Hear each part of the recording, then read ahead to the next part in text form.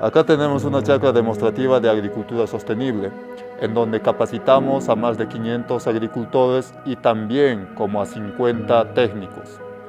Esta chacra se trabaja en cooperación con la institución Alianza Andina para capacitar a todos estos agricultores y todos estos técnicos. Lo que acá en esta chacra hacemos es luchar contra esa injusticia social. Trabajamos con campesinos con la implementación de tecnologías como los fitotoldos y los huertos escolares para mejorar la nutrición y fortalecer la economía para que los agricultores empiecen a ser libres, independientes de repente de instituciones, de gobierno, de universidades, de ONGs. Esa es la agroecología, dar independencia a los agricultores.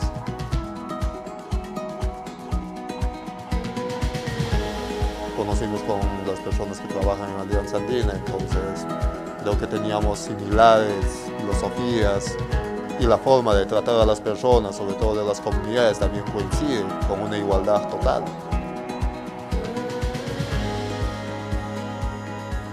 Lo que necesitamos es liberar a los campesinos. Si estaríamos en otra institución, de repente no queríamos eso, pero estamos en Alianza Andina. Pensamos muy diferente a todos. Entonces pensamos realmente en los agricultores, no para obtener un beneficio, sino pensamos en el desarrollo real de los agricultores. El futuro de hecho que es incierto, pero yo pienso que siempre hay que hacer el futuro desde ahora. Alianza Andina es una ONG muy libre. Esos proyectos van a seguir creciendo y al final estos agricultores van a estar más libres.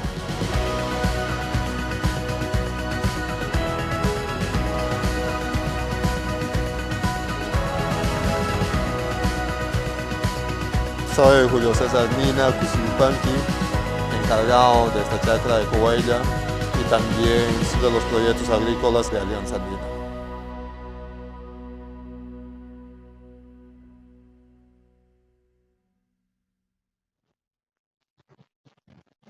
Hi, I'm Sasha Nicole, and this is Aaron Ebner, the Executive Director and Founder of the Andean Alliance for Sustainable Development.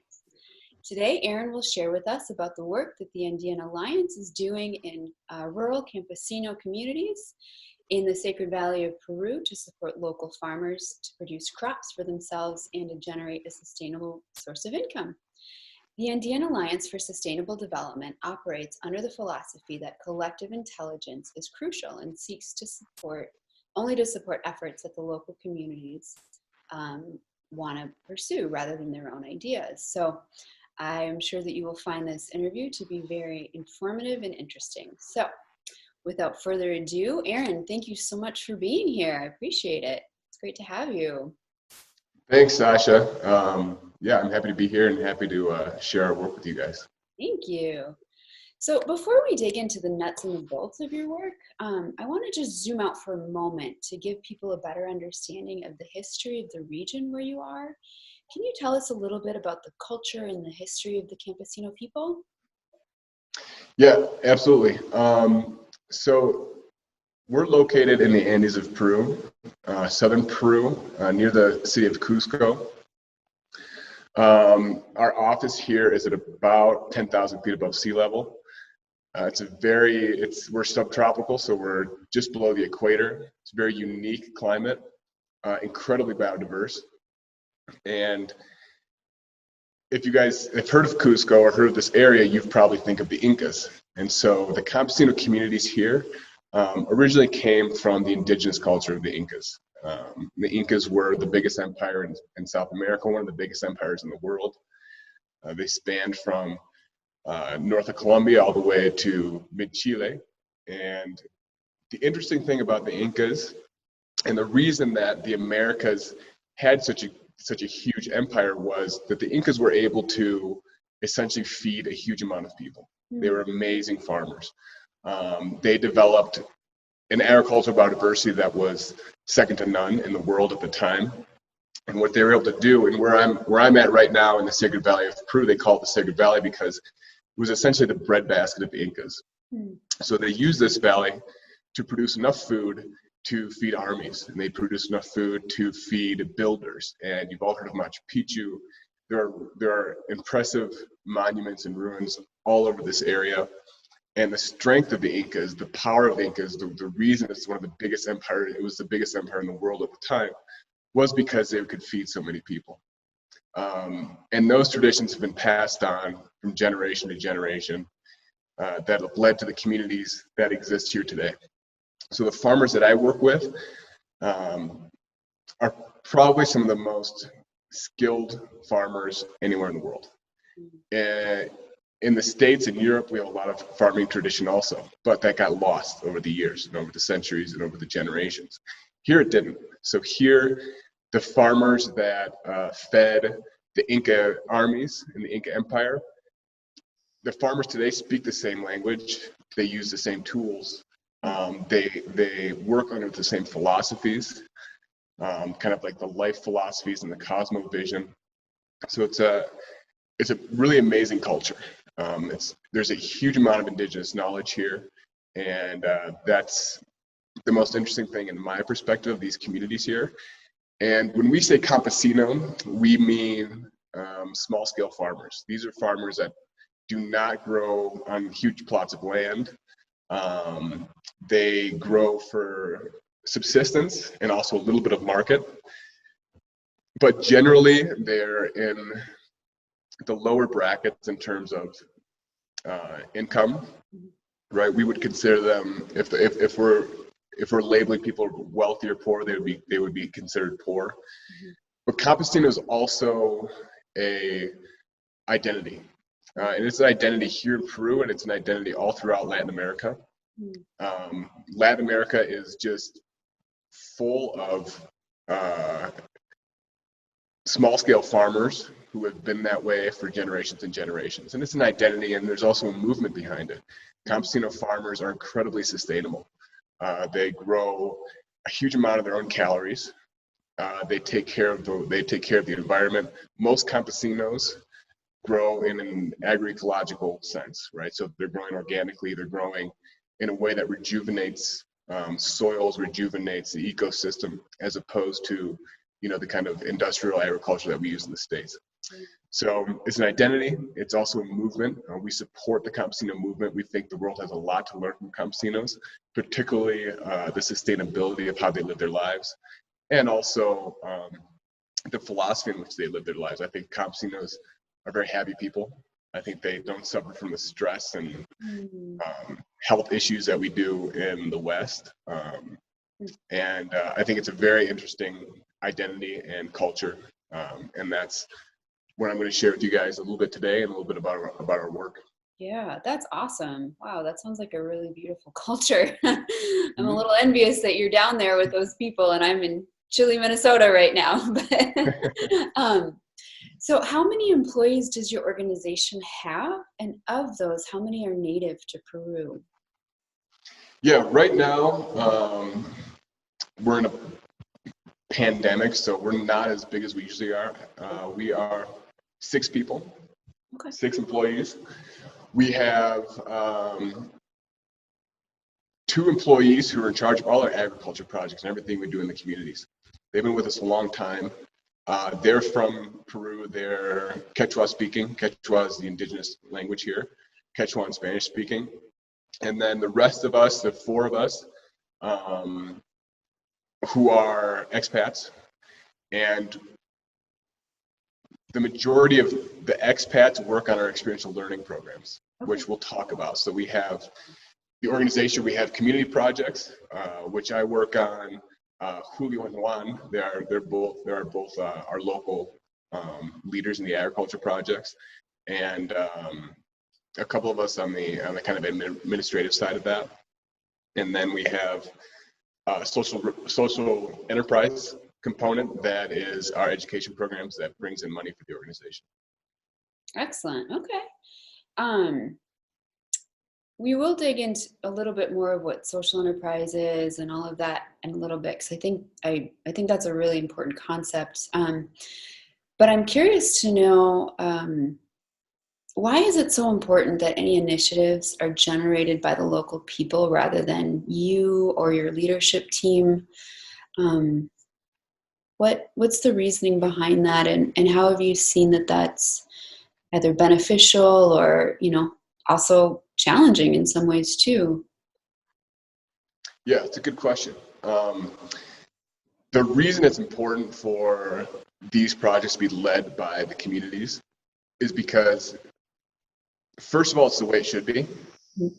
But just as important for me is that it's just easier that way. When we're an organization that likes to focus on the strengths of these communities, and everything we do usually starts in a community. So we have a project, a program. It's our family greenhouse program, and it basically allows families in really high altitude communities, like above 13,000 feet above sea level, to grow like a diverse range of vegetables. And the reason we did that, and the reason we worked so much on that, and the reason we're experts in that, is that 10 years ago, we stumbled upon a guy who was growing tomatoes at like 14,500 feet, which is unheard of at that altitude. It's just so cold.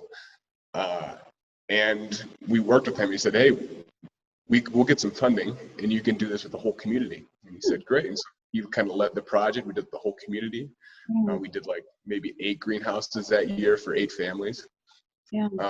And now, several years later, probably like 8 years later, there are hundreds of greenhouses that we've helped establish.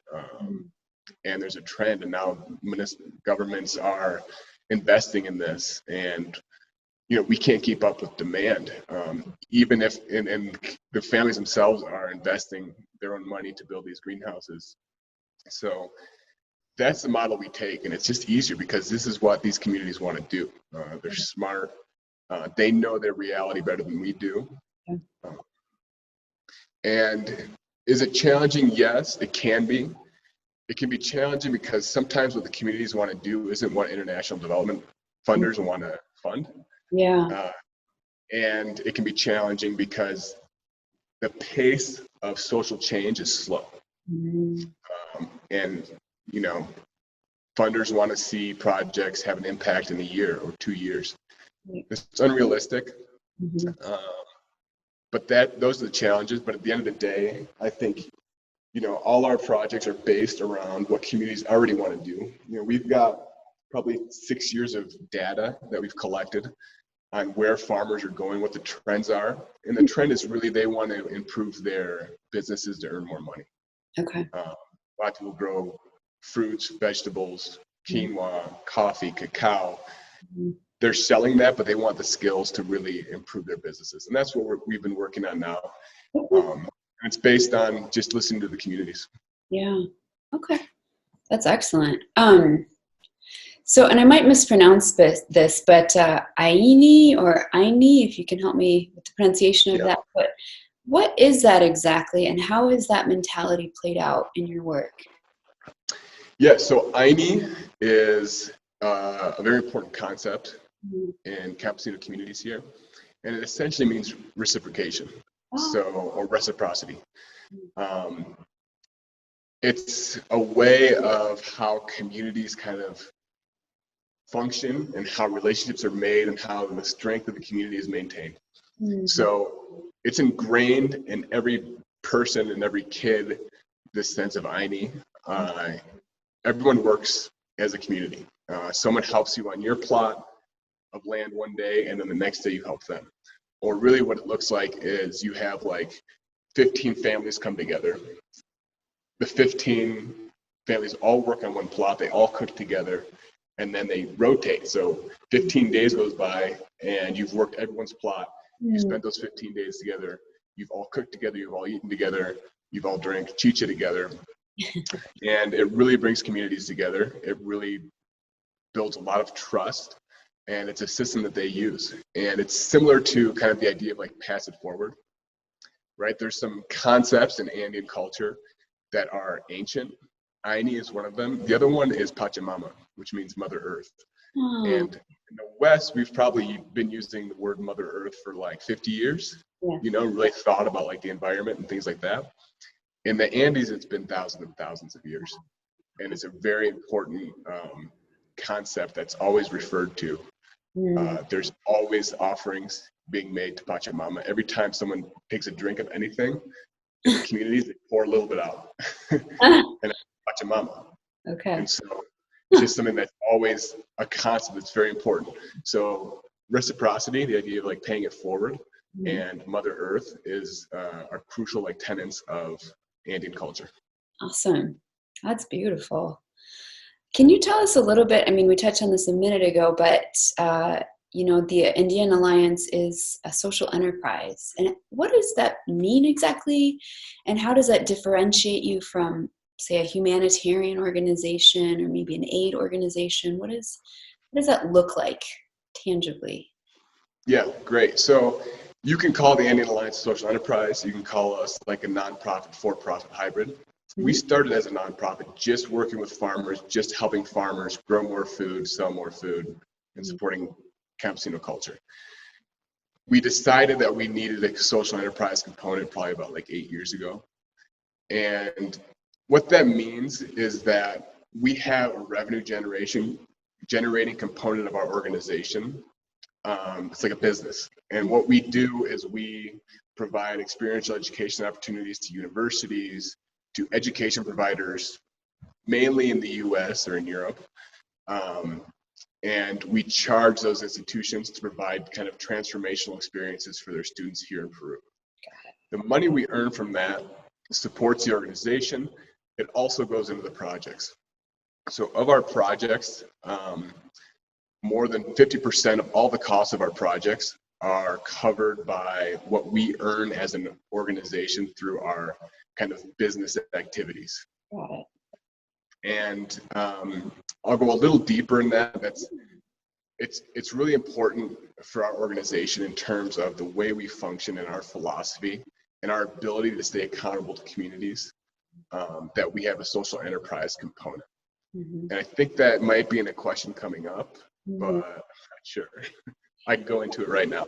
No, feel free to go into it right now, because I mean, when we talked earlier, I was very impressed by kind of the way that you've set up this model and the way that you express it. It seems that it's really beneficial to the people that come and participate, the students that come and they learn. I'm sure they acquire a wealth of experience and knowledge, but also just that it really gives you the freedom to focus on serving the people and not having to be tethered to making a donor happy or making, maybe a grant provider happy. And that, I don't know, I see a lot of freedom in that allows you to do work that really, truly at the end of the day serves the people, which is sure what is your bottom line and your heartbeat. So say more about that, because I think this is a concept that a lot of people in this world really, struggle with. Do I bend to the donor and, take on this project that's going to deviate from our true mission and our true goals because we need the revenue? Or do we say no and we move forward and we take the risk that we're not going to have the revenue? So I think that's, one of the biggest problems that people in this field wrestle with. So your insights and experience are really valuable. So yeah, please share more. Great, yeah, I'll expand on that. So generally, when we're talking about development and NGOs, the conventional model has organizations like mine, for example, looking outside to get funding. So writing grants, getting contracts from governments or the United Nations, for example. That's the traditional model. And what that does is it forces an organization to, it's a top-down approach. So it forces the organization to stay accountable to those funders as opposed to staying accountable to the people you're working with. So sometimes when we work a little bit with grants, right? It's usually not very much. Usually it's about 20% of our revenue comes from grants. And what we have to do is make sure that what we're doing is meeting the criteria of the people that are giving us that money. And usually the people that are giving us that money come from wealthy countries, right? It's a foundation of the United States, or it's a organization funded by the United Nations in Italy. They don't understand the reality here. They don't understand that the philosophy of life is so much different, that the pace of life is so much different, that it's better for us to focus on communities driving these projects as opposed to us. So we would constantly have to be accountable to those funders as opposed to being accountable to those that we're actually trying to serve. Having a social revenue model, a social enterprise model, we're making our own money. So we make the decisions on how to use that money. That opens up a whole world of possibilities, like you said, Sasha. Like it offers us a lot of freedom because we can decide what's best for the communities. Mm-hmm. If we want to work with a community on dealing with a pest and plague issue that we know is very impactful to their lives, if it ends up being 6 months and we fixed it, great. But sometimes it takes 5 years. And that's okay. We can make commitments to these communities without having to say, okay, we have funding for 1 year, and if it doesn't work in 1 year, it's just got to work. And so it allows us a much more patient approach to the communities. It's a much more trusting approach. We're able to build a lot of trust in communities. It gives the leadership in our agriculture project so much more autonomy. You know, they're local indigenous campesinos. They came from campesino backgrounds, so they understand how these communities work, and I can give them kind of full autonomy because I'm there. I'm here every day. I go to these communities every week with them. I see what's happening. And so it allows us to stay accountable to those communities and accountable to our philosophy and our values, as opposed to that of a funder who doesn't actually understand what's going down, what's actually the reality here on the ground. And that's a big issue in development in general. And you touched on that too, that I'm sure it's a huge frustration for a lot of NGOs because they want to serve their communities, but they can't because they first have to serve their funders. Yeah. So in essence, it's like you flipped it. And I love that, because I think that, you know, that is what it should be about. And it almost seems like you found the holy grail of solutions for, you know, how do you truly serve the people without, you know, without all the red tape and the politics that come alongside that. So I commend you for that, because I think that's not an easy thing to figure out, but you're doing a really good job with that. So bravo for that. Yeah. Can you tell us a little bit more about some of the programs that are offered at the Andean Alliance, not only in terms of for the communities, but also for, you know, you mentioned students can come down in those experiences. Could you say more about that? Yeah, so we offer a range of educational services for universities, for third-party providers. Sometimes it's a 3-day thing, and we have an education provider like Education First, for example, who's a really great partner. They'll sell a trip to a high school, and they'll recruit 15 students from a high school and teachers, and they'll all come down and spend 10 days in Peru. These are generally people who've never been to South America before, and so they see Machu Picchu, they do a lot of different things, and they spend 3 days with us. That's kind of like the short program. And then we also work with universities. We work with faculty-led programs where a faculty member will come down and bring a group of engineering students to help research water scarcity problems in the Andes, or collect data, like GIS data on irrigation systems, or look at social issues, and they'll do research, or it could be just an educational experience here. And we'll have other programs that last several months. We'll have internships that last even longer. There's a whole range of services that we provide. Like I said, that brings in money for our organization, but also that brings in money to the communities. So particularly with our research programs and our education programs, we always include the communities because we think it's really important for students to get exposed to campesino culture. It's a very different culture, very different perspective of self, right? These communities are very community oriented, where these students are coming from a very individualistic oriented society. There's nothing wrong with that, but it's just very different. And we train the communities to really focus on their strengths and to teach these students and give these students an experience that focuses on their strengths. So we look at the houses they live in, they're made out of mud bricks. The community might show them how they make that. It's very sustainable, the way they build their houses, the way they grow their food, the way they function as a family. It's a very beautiful kind of existence, and it's also very sustainable. And the communities do a really great job, once they've worked with us a while, to be able to demonstrate that. And they get paid, right? So that they earn money by doing that, but also it's all focused on their strengths. So a lot of times when NGOs come into communities, they focus on the weaknesses. They say, oh, you're probably malnourished, you live in a mud brick house, you're poor, we're gonna help you. That sends a message to these communities that, hey, you're poor and you need help and you're helpless. The terrible message to send, but a lot of development, the legacy of development has sent that message to communities. You're poor, you need to improve, you need to join like civilized culture or whatever, and prove the things you do and earn money and et cetera, et cetera.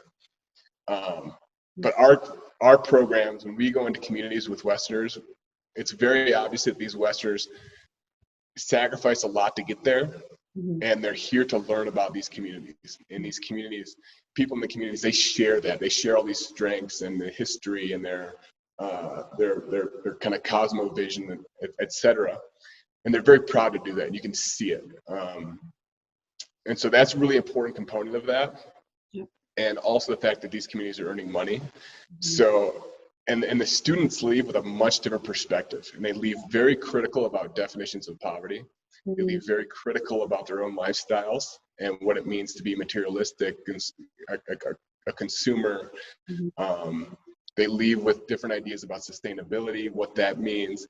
And honestly, you know, the programs really have a transformative effect on students. We're very proud of that also, and we're proud of the communities being able to share their strengths. And so it's a great program all around.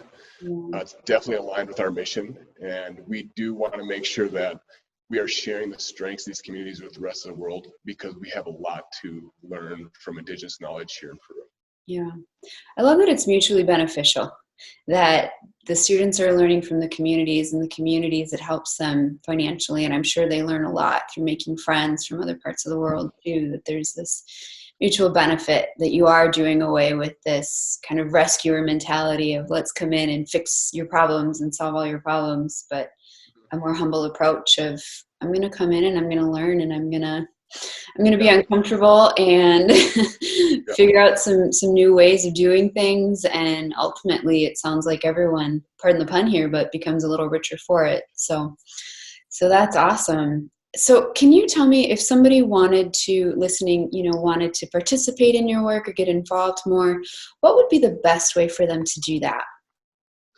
I think the best way is to start at our website. alianzaandina.org. I'm sure you're going to have a link to it. That's where you can find out about all our education programs, where you can find out about our projects in the communities, what we're doing there. And then, outside of that, if there's still more questions, people can email me. Okay, wonderful. Yeah, we'll put that all in the description, so that'll be very accessible. So, we've talked about this a little bit, but, and you've used the word sustainability a lot. And, that's a buzzword in this world, and it's an important word. I don't mean to discount it in any way, but, in your work, how do you measure your impact, or how do you know that it's sustainable? How can you, what do you have that you can point to and say definitively our work is sustainable? Yeah. In terms of sustainability, I think you could take a look at like our annual report and see how well the business is doing and how much we're able to invest in those projects. We collect a lot of data. We think data is very important. We have a data scientist on our team. And it's challenging because a lot of times when you see data from these types of projects, it's usually pretty inaccurate. But what we've found is that over the years, the more and more we're collecting data, the more accurate it becomes. So I think we're getting really good data right now on the projects. In terms of the projects we're doing in communities, we're seeing a huge amount of involvement of women who are becoming breadwinners in their families. When we build greenhouses now, about 80% of the people who manage those greenhouses are women in the family. We also see a lot of income generated from some of these projects, these agriculture projects, and that's data that's important to us. That's pretty straightforward. We're also trying to measure self-efficacy. We think that's very important. I think one of the biggest issues that farmers have is that they don't have very many economic opportunities. Well, they have economic opportunities, they just don't know how to get in front of them. And also there's low self-esteem. Like I said, that legacy of development, kind of westernization, exposure to the outside world is kind of been pounded in their head. Like, if you want to be successful as a human being, you need to make money, you need to have a car, et cetera, et cetera. You have NGOs or the government coming in and saying, you know, you're poor, these are the issues we're having, we have all this funding to help these poor communities become not poor. And the definition of poor, like, don't even get me started on what actually is. Yeah, give you a whole other conversation, I bet. But one of the things we're trying to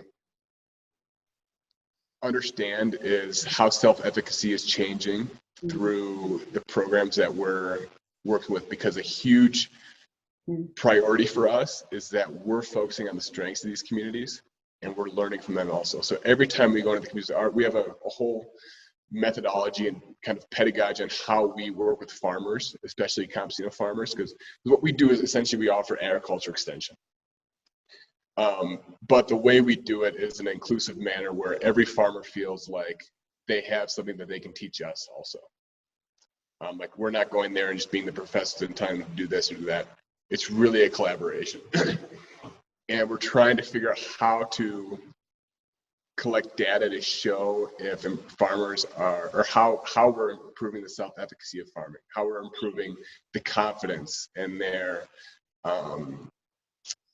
self-esteem, et cetera, because we think those are really important components to help these farmers thrive, is that their self-esteem is rising just as much as their income. Yeah. So, and in terms of the education component, we do a lot of data collection on the student experience.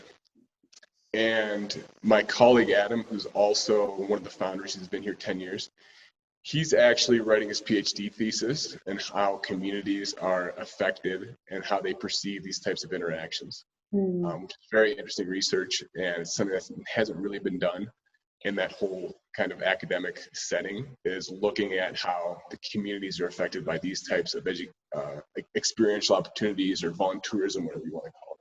Yeah. So I'll get back to you on that stuff. Okay, yeah, please do. That sounds fascinating. I would love to know more about that.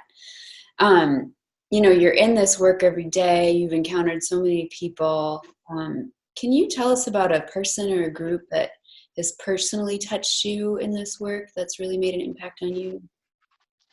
Yeah, I kind of have a couple. Okay, feel free, go for it. Definitely. The reason I came down here in the first place is I had a cousin who lived here a long time ago, and she was really involved with local schools here. She was married to a Peruvian guy, and she ended up dying in a car accident here in Calica. So that's what brought me down here, probably about like 15 years ago. That's why I first came down here. And I still think she's a big part of what we're doing here, and her legacy kind of lives on through the Andean Alliance.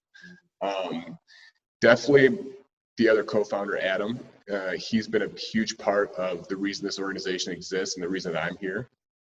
And in terms of the communities that we work with, my colleague Julio, who is in charge of our agriculture projects, he's been a very important person in my life. He's extremely knowledgeable. He's been a farmer his whole life. He represents everything that I think is really great about campesino culture here. He's happy all the time. He can't get angry. It's like impossible to make him angry. Like he suffers no like road rage when he's driving ever. It's amazing because the drivers are good. But he works really hard. He's extremely knowledgeable about ecosystems, about the world we live in. You know, he'll take a scoop of dirt in his hand and smell it and know exactly if it's lacking phosphorus or if it needs more nitrogen. Wow. He's always studying. He's committed to campesinos. And I live right next to him. I live on his farm. Well, we live on a beautiful organic farm in the Andes. And yeah, I think it's just Julio's really opened my eyes and changed my perspective of, you know, what life can be. You know, I come from the States. I come from Michigan, and we have a different perspective in the States. And it's not bad. There's something I really value about Americans. I think Americans are very they have really good values, honest, hardworking, and in Peru it's a different mentality. It's more communal. I've learned a lot about what it means to be a part of a community, and you know, it's made my life happier being around him. I think we have a video of his farm that maybe we can link, and you can see what I'm talking about. He's a very inspirational guy. And yeah, I would say in terms of the people here, Julio has definitely improved my life by being around him. Yeah, that's really awesome. Thank you for sharing that. Where do you see the Andean Alliance in the next 5 to 10 years? Do you have a vision for a long-term vision for where you want to go? Kind of, right? So like that's fair. That's fair. There's things we do, like we do all this kind of like organizational kind of strategic thinking and strategic activities and design thinking stuff, which I think is good on one hand, and I think totally useless on the other hand. So if I tell you where we're going to be in 10 years, I think we'll be working a lot more in the jungle. In like the buffer zone between the Andes and the Amazon. There's a lot of need there. There's a ton of potential. Farmers are kind of left out of the mix. It's just too remote. The jungle is a hard place to get through, and the jungles on the side of a mountain is a much harder place to get through. So I think we'll be working more in the jungle. I think we're going to be focusing a lot more on business and kind of social enterprise, helping farmers increase their businesses. The important reason, the reason why we're working with farmers in this area, one of the bigger kind of like overarching themes is that these farmers maintain an incredible amount of agricultural biodiversity, and they conserve these areas. So the best way to conserve rainforest, the best way to conserve the incredible agricultural biodiversity in the Andes is to keep farmers on the land. And that's kind of an overarching theme, is that we don't want to say, hey, farmers, you got to stay on your land. We just want to give you the opportunity to thrive if you decide to. And that's important for the whole world, especially this Andes-Amazon buffer zone. It's critically important for carbon cycles, for oxygen cycles that the whole world depends on. Wow.